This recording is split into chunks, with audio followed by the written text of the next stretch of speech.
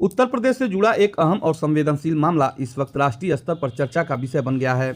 यह मामला कानून, सार्वजनिक सुरक्षा और ऑनलाइन व्यापार के नियमन से सीधे तौर पर जुड़ा हुआ है। उत्तर प्रदेश के वरिष्ठ अधिवक्ता विनय कुमार पांडे ने एक ऐसे मुद्दे को सामने रखा जिस पर अब तक आमतौर पर गंभीरता से ध्यान नहीं दिया गया।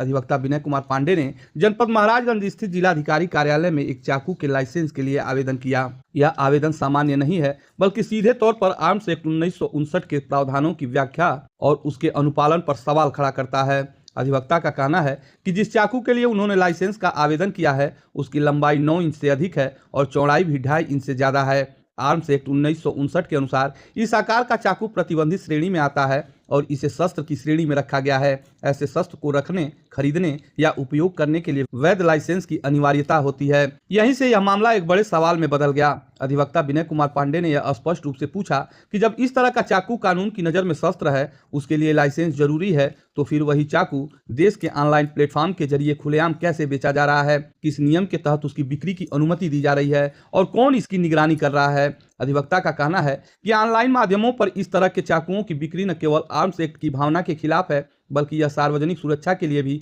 एक गंभीर खतरा पैदा कर सकती है। बिना किसी जांच, पहचान या लाइसेंस के यदि कोई भी व्यक्ति इस तरह का हथियार ऑनलाइन खरीद सकता है तो कानून व्यवस्था पर इसके दूरगामी प्रभाव पड़ सकते हैं। इस पूरे मामले को लेकर अधिवक्ता ने राष्ट्रीय मानवाधिकार आयोग में शिकायत दर्ज कराई। शिकायत पर संज्ञान लेते हुए राष्ट्रीय मानवाधिकार आयोग ने इसे अत्यंत गंभीर विषय माना। आयोग का मानना है कि यह मामला केवल एक व्यक्ति या एक जिले तक सीमित नहीं है, बल्कि इसका सीधा संबंध आम नागरिकों की सुरक्षा और उसके जीवन के अधिकार से है। राष्ट्रीय मानवाधिकार आयोग ने इस प्रकरण में संबंधित केंद्रीय मंत्रालय के सचिव को तलब किया है। आयोग ने मंत्रालय से स्पष्ट रूप से यह पूछा है कि ऑनलाइन प्लेटफॉर्म पर चाकुओं की बिक्री को लेकर अब तक क्या नियम बनाए गए हैं और उन्हें लागू करने के लिए कौन कौन से कदम उठाए गए हैं। इसके साथ ही आयोग ने इस पूरे मामले पर विस्तृत कार्यवाही की रिपोर्ट भी मांगी है। आयोग ने यह भी स्पष्ट किया है कि यदि आर्म्स एक्ट के तहत किसी भी प्रकार का चाकू शस्त्र की श्रेणी में आता है तो उसकी ऑनलाइन बिक्री पर प्रभावी नियंत्रण या पूर्ण प्रतिबंध लगाया जाना चाहिए। आयोग का कहना है कि डिजिटल प्लेटफॉर्म के बढ़ते दायरे के बीच कानून का सख्ती से पालन सुनिश्चित करना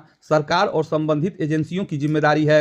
अब इस मामले में आगे की प्रक्रिया के तहत संबंधित मंत्रालय के सचिव को आयोग के सामने कार्यवाही रिपोर्ट दाखिल करनी होगी। रिपोर्ट में यह बताना होगा कि ऑनलाइन चाकुओं की बिक्री को लेकर मौजूदा नियम क्या हैं, उनमें क्या खामियां हैं और भविष्य में ऐसे मामलों को रोकने के लिए क्या कदम उठाए जाएंगे। राष्ट्रीय मानवाधिकार आयोग ने संकेत दिए हैं कि रिपोर्ट के अध्ययन के बाद इस विषय में आवश्यक दिशा निर्देश जारी किए जा सकते हैं। यह निर्देश ऑनलाइन व्यापार से जुड़े प्लेटफॉर्म, नियामक एजेंसी और कानून लागू करने वाली संस्थाओं सभी के लिए महत्वपूर्ण हो सकते हैं। देखिए, मेरा नाम विनय कुमार पांडे एडवोकेट है। मैं एक सामाजिक कार्यकर्ता हूँ और हमने इंडियन आर्म्स एक्ट 1959 भारतीय आयुध अधिनियम के तहत मैंने अपने ज़िले महाराजगंज में चाकू नाइफ के लाइसेंस के लिए आवेदन किया है। जब हमने अपने डीएम जिलाधिकारी महाराजगंज के यहाँ मैंने इस आवेदन को वहाँ पे जब किया तो वहाँ पे ऑफिस वाले मुझे समझने को तैयार नहीं थे। जब मैंने बताया कि यही चाकू ऑनलाइन जब मोड पर बिकता है तो वह शस्त्रों की श्रेणी में नहीं आता है, धड़ल्ले से ई कॉमर्स कंपनियां बेचती हैं, और यही चाकू यदि कोई व्यक्ति मेला से, ठेला से यदि खरीद कर आता है तो पुलिस अकारण ही चाहे जैसे भी संदिग्ध परिस्थितियों में दिखाकर ये अब चालान करके 4/25 में ये अपने FIR में लिखती है कि संदिग्ध चाकू के साथ युवक धराया या लूट की, हत्या की योजना बनाते व्यक्ति धराया। मतलब ये रहा कि यदि किसी व्यक्ति के पास प्रतिबंधित चाकू पाए जाते हैं जो नियत लंबाई चौड़ाई से अधिक हैं तो पुलिस बिना वारंट के गिरफ्तार कर लेती है। एक तरफ यही चाकू जब ऑनलाइन बिकता है तो वह शस्त्र नहीं है।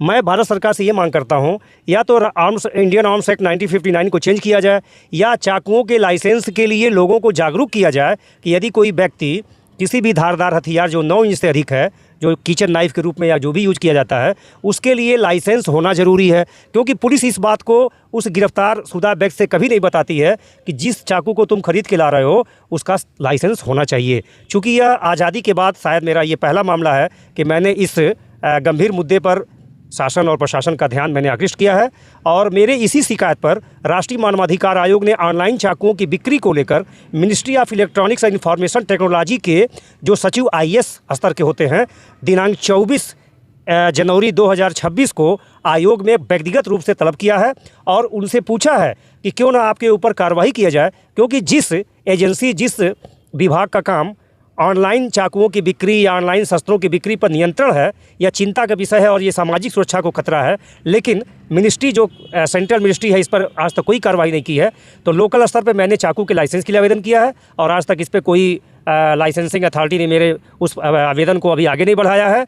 लेकिन मुझे ये कहने में प्रसन्नता है कि राष्ट्रीय मानवाधिकार आयोग ने ऑनलाइन चाकुओं की बिक्री पर मिनिस्ट्री ऑफ इलेक्ट्रॉनिक्स को तलब किया है और मेरा भारत सरकार से और उत्तर प्रदेश के गवर्नमेंट से ये निवेदन है, अपील है कि जो मैंने शस्त्र के लाइसेंस के लिए और लीगली तरीके से मैंने जो चाकू के लाइसेंस के लिए आवेदन किया है उसको हमें बना कर दिया जाए। और यदि नहीं तो वही चाकू यदि किसी के पास पाया जाता है तो उस निरपराध व्यक्ति को किस बात की सज़ा दी जाती है, क्योंकि यहाँ पे शासन प्रशासन को जनता को जागरूक करना होगा। क्योंकि कोई भी 9 इंच से ज़्यादा और 2.5 इंच से चौड़ा कोई भी तीक्ष्ण धारदार हथियार होगा उसके लाइसेंस होना बहुत ही ज़रूरी है। कुल मिलाकर अधिवक्ता विनय कुमार पांडे द्वारा उठाया गया यह मुद्दा अब एक बड़े राष्ट्रीय विमर्श का रूप ले चुका है। यह मामला आने वाले समय में ऑनलाइन व्यापार, आर्म्स एक्ट और सार्वजनिक सुरक्षा के बीच संतुलन को लेकर नई बहस और संभावित बदलावों की दिशा तय कर सकता है।